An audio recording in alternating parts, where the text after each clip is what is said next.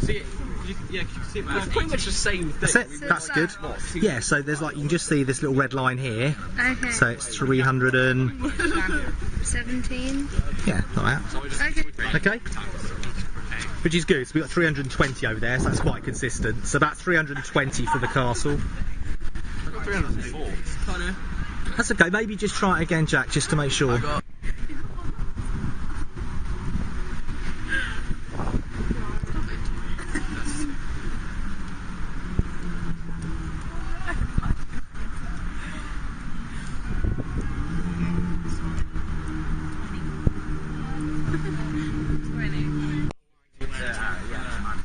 Okay, so you got, was that the prison you were finding the bearing of there? So what, 42? I can't remember what we said inside. It was about 40 something, wasn't it? So that's quite good.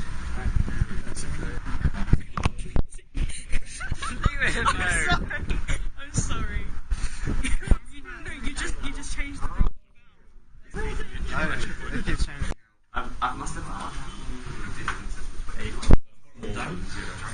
Well, if we use... Cosine rules. No, why are you doing it? Well, just... So what do you have to work out the difference between every single one? You don't necessarily have to do all of them. As long as you can do one of them, you've kind of shown you know the method, don't you? If you're interested, you can. If you want to do it again, you can. But just pick one. That's fine. Is 225 meters. Yeah. And then the angle from the castle to the prison is 75. Yeah. Then you do. Carry on talking. 225 divided by the cos of 75. Right, hang on. So what we've got...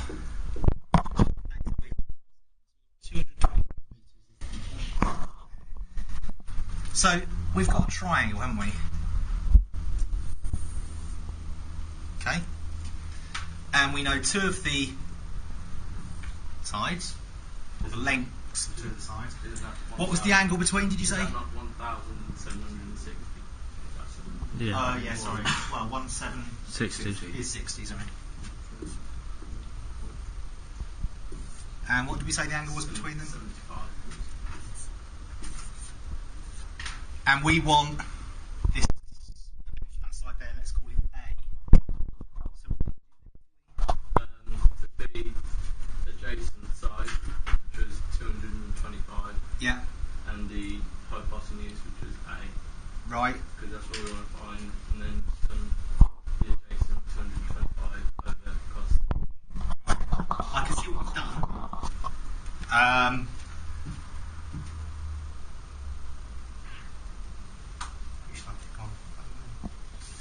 Harrison, isn't it?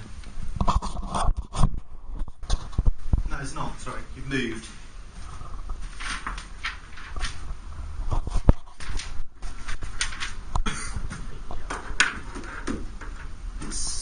Go on, Harrison, you tell me. What's the problem you want to describe to us? Okay, adapt, weren't you? Yeah. So go on. The Socoto method for a right angle triangle.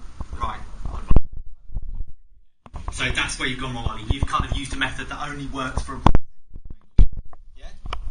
It's fine. I'm kind of glad in a way that you did that, because it just highlights that here we have something slightly different. We don't have a right angle triangle. Okay? So what do we do when we have a triangle that is not a right angle triangle? Have you all moved? Because I'm going to get all your names on now. John? You substitute with sine rule. So what's the sine rule? I think it's A over A plus B over B. Right, the sine rule, first of all, is A over sine A.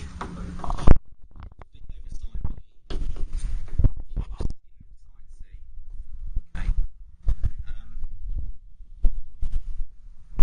That's useful. We have an angle and a side that are opposite each other, and another angle and a side that are opposite each other, and we're trying to find one of those four things. But here we only have one of the angles in that triangle. Okay. and we don't know the side opposite that, and we don't have either of the other two angles. So the sine rule is probably not going to help us here. So what's another rule that we can use when we have a triangle that isn't a right angle triangle? Yeah. Can you do the cosine rule? Cosine rule. Can you remember what the cosine rule is, Greg? I don't know why, but I've got half AB sine C in my head, but I don't think that's right for this. That's to find the area of a triangle, yeah? No, I don't remember.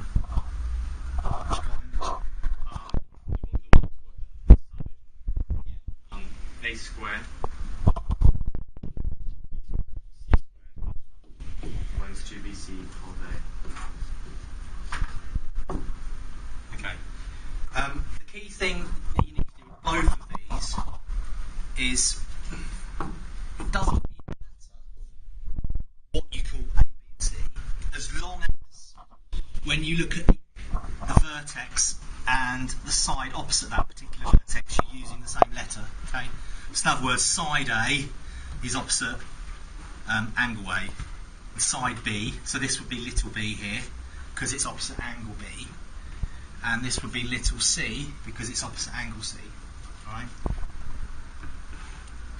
So this works quite well, doesn't it, because we want to find that's the length of this side here. So we get A squared equals B squared, which is 1760, plus C squared, 225 squared, minus 2 times 1760 times 225 times the cosine of 75. So if we plug that into a calculator, sometimes it's a bit confusing because if these are labelled differently, you might want a slightly different version of this formula, and you can actually just swap the letters around. So if you wanted B, side B, you could write that as B squared equals A squared plus C squared, so use the other two letters here, minus 2AC cos B. And you could also generate a formula for C squared equals A squared plus B squared minus 2AB cos C. They're all the same thing, it just depends how you label the vertices. Okay? But I find it's quite often helpful to remember this in words. So the cosine rule is useful when we have two sides and the angle between those two sides.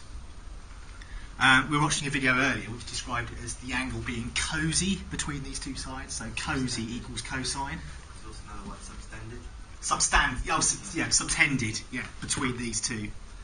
And if you want to find the length of the opposite side, then it's the cosine rule. And if you kind of forget about what these are labelled as, if you just remember that the side opposite that angle squared equals the sum of the other two sides squared minus 2 times that times the cosine of the angle between them. So you can almost remember that in words. So whose work